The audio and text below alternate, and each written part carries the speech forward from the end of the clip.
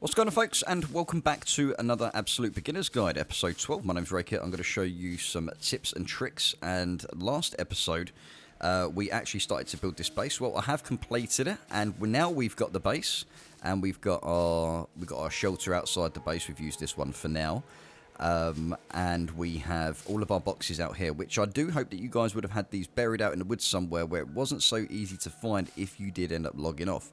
Now, if you can make this base in one day or just a few hours, which you can easily do, depending on where you're building around the map, hence why we've chose this town here in C1, because it's got a lot of resources. So you could make something this big that fast, but I wouldn't recommend building the base this close to the town because a lot of people are going to see it and they might be a bit intrigued. So this is what we have. So this base isn't protected yet, and there's a couple of things I want to show you that are really going to help to protect this base. In fact, it's the most important thing in base building, but I haven't shown you that yet until now. So we have the base, we've got a base built. Now, it doesn't really matter. I mean, it's very subjective. You can place the flag down before or after you build. So what I'm going to do is I'm going to show you what I mean by this. So I'm actually going to use the super special flag because I have the supporters pack. This is what you get, an extra few perks with the supporters pack. So all these flags do the same thing. Basically what this does, and I'll show you now for the purpose of this video, I'm literally just going to place the flag right in the middle of the base. And as you can see, it tells me exactly what I need there to fit to get this base. I need 7 rags, 7 scrap metal, 1 nails, and a toolbox. Now, I did show you how to make an improvised toolbox. Now, if I go outside of this base, you can see a ring, right? So this ring will be invisible once the flag's built, and you can show that ring as well, and I'll show you that once I build it. So this ring, nobody can build, no one else can build within this flag area. So what people were doing before is they were jumping over using, like, you know, towers to jump over walls and stuff like that, but you can't really do that now. Try and keep your base in the middle of the ring. So you can see how this goes out. So we're pretty safe here. I mean, the ring goes far and wide, so you can't you're not really going to get anyone sort of being able to build within this area, which is great. So this is your area now. This is your private little area. So what I'm going to do is I'm just going to fill it in. Obviously, I've told you what items you need there, so we're going to fill that in now. As you can see, obviously God mode is set on, so I can build things faster. Otherwise it would take a long time to make the video. So now you can see that the ring's disappeared. And if I hold F over the flag, you can show flag area again. You can select it on if you wanted to check other things, as you can see there. And then you can turn it straight back off again. Now, there's a few things with this flag. Right, so I'm going to turn off show flag area for now. Now, if you're in a squad, there are ranks within a squad. So, and there are issues with this as well. So let's say I'm in a squad with 5 people. Let's say I've squadded up with another squad. Now, the leader of that squad owns this flag, and if he deletes it, no one else can get in the base unless he makes one of them people the leader of the squad. And you can set squads up here. As you can see, I can't see that because I don't actually have any friends right now. So you can work out different ranks within a squad. That's probably going to be for another day, because I might need to ask a few people to help me out with that one so I can actually show you what I'm talking about. Now, once you've built this flag, this will repair everything in this area. Okay?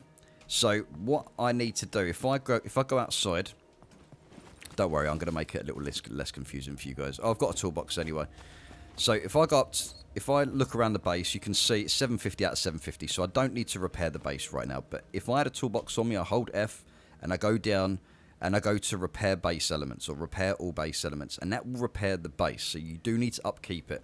Before, you had to go around every individual piece of base, and I remember this, every item in the base, you had to go round, pardon me, and you would have to repair it manually with a toolbox. Now you can do it all within the flag area. Now, anything that's in the flag area, such as boxes, etc., obviously if they are above ground, you will find that you can, what's the word I'm looking for? You can basically keep it. You can basically keep the box, because there is a decay timer on boxes.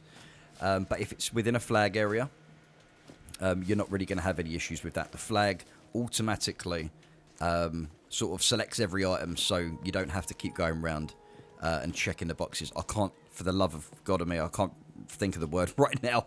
I do apologise, guys. So we're going to keep that there.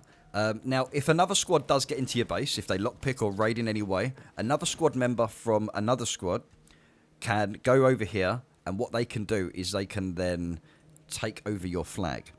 They can click take over, but it takes 24 hours for them to do that. And then everything in the base is theirs. So you got to be careful with that. This is why base building is very, very difficult. Because there's a lot of risk to it as well. So there's a lot that goes on with the flag. So you have the flag area, which we've spoken about. You have the 24 hours. So if another squad raids your base, they hold F over it and they click flag takeover. So always check your flag if you haven't hidden it away too hard. And you've got flag base decay as well. So you do have to go and repair everything from the flag using a toolbox. And that will repair everything in the area. Now you can make the improvised toolboxes as well, which I have shown you here. So now we've made the base. Now we've actually made this base. What I'm going to do is I'm just going to get, and as you can see, I'm just dragging my boxes like this. So now I'm dragging the boxes into the base. So we've got another, I think we've got another 3 boxes here. So what we're going to do is we're going to get this in. Then I'm going to show you how to lock the bases. Okay. This is going to probably run over a few episodes because, like I said, I don't want to throw too much at you guys at the same time. Obviously, last episode we built the base, but I didn't even mention the flag. So, you know, I don't want to overwhelm. So, okay, so now we've got all of that in here. I'm going to put that over here. I will tidy that up later on for time purposes, obviously. So let's just move that there. And we're going to move that there as well. Okay, so we've got the base. Now we need to put some locks on it. So what I'm going to do is I'm going to go into my toolbox, or into my box here. And in one of these boxes, there's going to be some padlocks.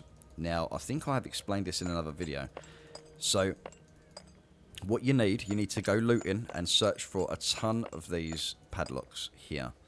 So let's, is there any more? There we go, we've got loads more here. Nice.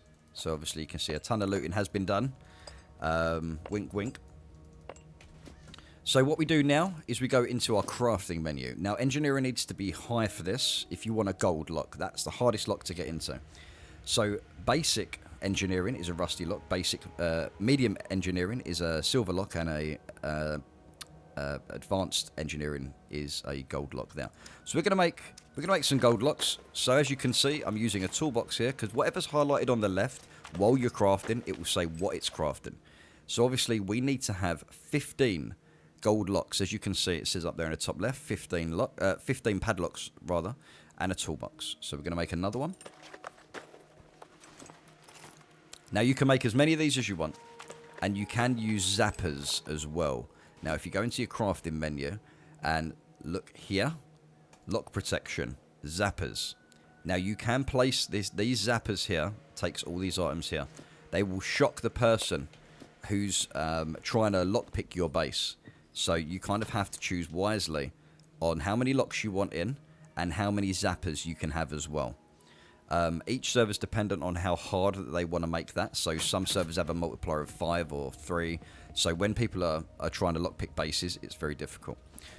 So what I can do now, now I'm going to destroy my bed on the outside because we don't need the shelter. And what I would highly recommend is, if you want to make a bed to spawn back to, I would highly recommend doing this. So you actually have the bed, if I can find it. I know it's down here somewhere. Where is it? There it is. And there it is, there. So I'm just going to put my bed here. Obviously, this is a very small version. And now our base is locked. We've actually upgraded it all to metal. We have the flag now. Now, realistically, you wouldn't want the flag that out in the open. You'd want to put it behind stuff like a couple of wardrobes or something. That's what I would probably recommend doing. And you can use the wardrobes like these ones. You can sort of, you know, put some wardrobes somewhere. So I can just do that for now. And as you can see, yep, I'm using God mode to actually fill it in. And that's all you need. A toolbox, 6 planks, 7 nails, and 2 pieces of scrap. Nice and easy. And the good thing about these as well, and I have made a video for this, is you cannot move these. With boxes, if someone was to raid your base, they can just run out, they can take your box, and they can go put it in a car, and they can lock pick it later. So if I take that lock out of here, or right click it and remove enforced lock, I've now got a lock there. It does drop on the floor, so be wary to pick it back up. Now obviously you can see the chests here.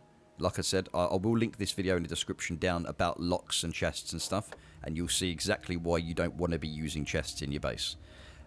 So if I right click it, remove lock, if I go over here, we can put a lock inside one of these wardrobes. This is what you want to use. You do not want to use chests in your base unless you're using them for logs and repatching the bases up and stuff like that. So the flag, just to go over the flag area again, guys, because I know it can be a little bit confusing for some people. And like I said, it does go to in-depth, because once you have a flag area and you have a squad, for example, of 5 people, there are ranks within that squad. Now, if, let's say I am the top leader. Let's say I'm the leader of the squad and I've got 4 ranks under me. I built this flag. I'm now the squad leader. Now, let's say I go and re-roll my character. The whole base would be useless unless I set someone else as squad leader before I committed suicide or changed my character around.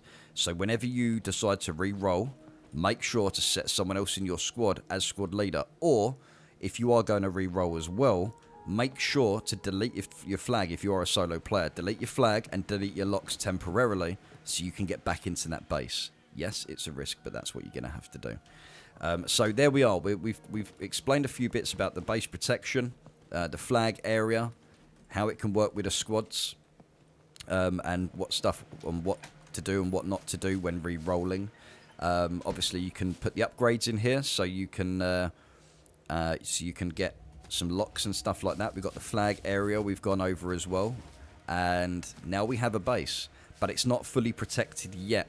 We can place IEDs around the area as well. So the next episode, guys, I'm going to be showing you how to place IEDs around your base to protect your base.